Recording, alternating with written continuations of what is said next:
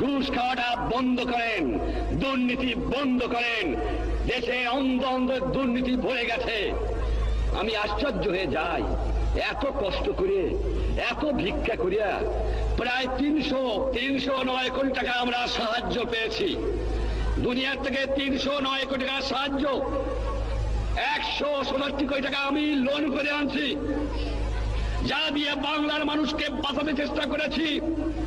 1 আনার বৈদেশিক মুদ্রা আমাদের হাতে আমরা পাই নাই 7 কোটি লোকের জন্য। কোথেকে আমি দেব? যাও ভিক্ষা করে আনি, তাও চাটার গোষ্ঠী চাইতে খেয়ে ফেলায় দেয়, আমার গরিব পায় না। এত চোরের চোর, চোর কোথেকে যে পয়দা হয়েছে আমি জানি না। পাকিস্তানে সব নিয়ে গেছে, কিন্তু এই চোরটুক ফিরে গেছে আমার কাছে।